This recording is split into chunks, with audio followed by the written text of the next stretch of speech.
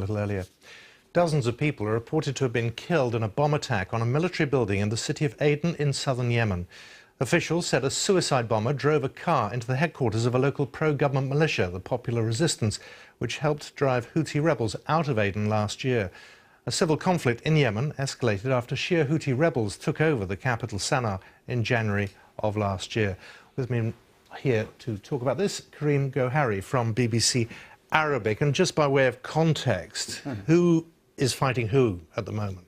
Well, we've got on the one side, we've got the Houthi rebels, as you mentioned, and they're Shia rebels, and they are actually backed by former supporters of the former president, Ali Abdullah Saleh.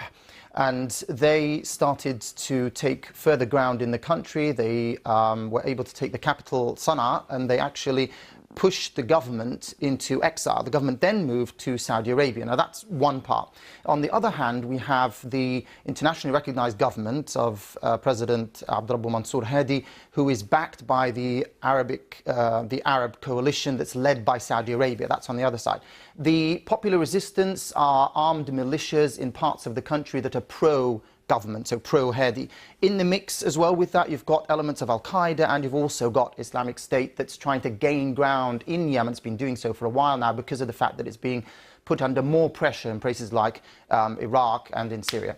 There is a peace process. Is there any cause for optimism? And how does the involvement of Islamic State, if that is indeed who carried this attack out, how significant could that be? Islamic State has claimed responsibility for the attack that happened in Aden.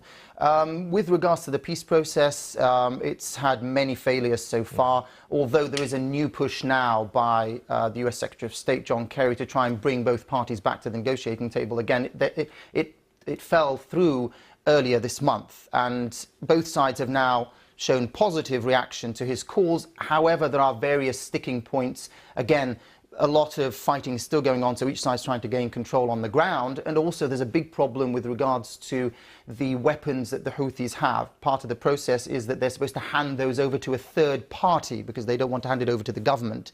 And they're also supposed to be part of a unity government. So this kind of, again, changes some of the whole rhetoric of what's been going on. Everything was rebels against government, and now it's become, no, the rebels are going to play a part in this unity government somehow. And there's a delegation from the Houthis at the moment in Baghdad holding negotiations with Iraqi officials. Then they're going to Beirut, and then they're going to Tehran. So, you know, there's a lot going on with regards to the political drive. However, whether or not it'll bear fruit, it's had a lot of failures in the past. So I don't really think a lot of Yemenis are putting a lot of hope on it. Karim Gohari, thank you very much. Thanks.